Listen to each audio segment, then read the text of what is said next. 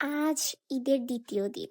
আর সেজন্য আমরা সব ভাই-বোনরা মিলে আজকে আবার ঘুরতে বের হয়েছিলাম। মনে হচ্ছে আমরা বড় হয়ে গেছি। আমাদের একাই ছাড়ছে।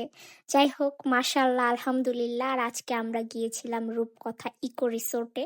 জায়গাটা আমার মনে হয় পাবনার মধ্যে সবথেকে রুচিশীল একটা ইকো রিসোর্ট।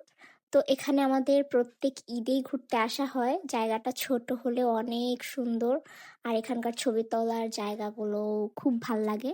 তো এজন্যই আমরা যাই। টাইম স্পেন্ড করার মতো পাবনাতে তেমন একটা ঘোরার জায়গা নেই বললেই চলে। এটাই মনে হয় সবথেকে ভালো ঈদ সেলিব্রেশনের জন্য। তো আজকে আমাদের ফ্রেন্ডদেরও আসার কথা ছিল। মানে মাঝখানে ক্যান্সেল হয়ে যাওয়াতে আমরা ভাই-বোনরা মিলে প্ল্যান করেছিলাম। তো ২ জনকেই সময় দিতে হতো। তো আমরা আসার পর আমার একটা ফ্রেন্ডের সাথে দেখা হলো। ওর সাথে একটু টাইম স্পেন্ড করলাম।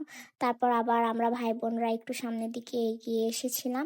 এটা হচ্ছে যে এত সুন্দর একটা ছবি তোলার জায়গা, কি বলবো, আমরা অনেকগুলো ছবি তুলে নিছিলাম। রিসোর্টটা ছোট হলেও এখানে সব ধরনের সুযোগ সুবিধা রয়েছে। এটা হচ্ছে রিসোর্টের ভেতরকার রেস্টুরেন্ট। চাইলে আপনারা খাইতে পারেন।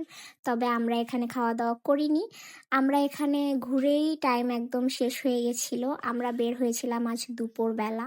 তো কিছু, কিছু জায়গা থেকে সুন্দর, সুন্দর ভিডিও ক্লিপস নিচ্ছিলাম। পুরা জায়গাটাই আমার কাছে খুবই ভালো লাগে। তো আমি মাঝখানে আমাদের ফ্রেন্ডদের সাথে অনেক সময় কাটিয়েছিলাম। আর আমার সব ভাই-বোনরা ওরা আলাদাভাবে একা একাই ভিডিও ক্লিপস নিয়েছিল। ওরাও বুঝে গেছে যে আপুর এটা প্রয়োজন। এটা শুধু ছবি তোলার জন্যই নয় বা রেস্টুরেন্টের জন্যই নয়, এখানে কিন্তু অনেক সুন্দর, সুন্দর কটেজ পাওয়া যায়। পাবনাতে এসে যারা ভালো মানের হোটেল বা রিসোর্ট পান না, তারা অবশ্যই এখানে বুকিং করতে পারেন। খুবই ভালো পরিবেশ। রিসোর্টের মাঝখানে একটা বড় মাঠ রয়েছে, একদম সবুজ বর্ণের। যাই হোক, এখানে কিন্তু ছোট একটা ফুচকার স্টল রয়েছে, এই যে বাচ্চারা খাচ্ছিল। তবে আমরা এখান থেকে নিইনি, ফুচকাটার কোয়ালিটি খুব একটা ভালো না।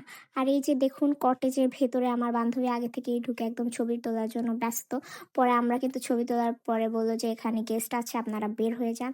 যাই হোক, এই তো সবাই মিলে খুব সুন্দর সময় কাটানোর পরে আমরা বের হয়ে যাচ্ছি। যেহেতু দুপুরে এসেছিলাম, খাইছিলাম না।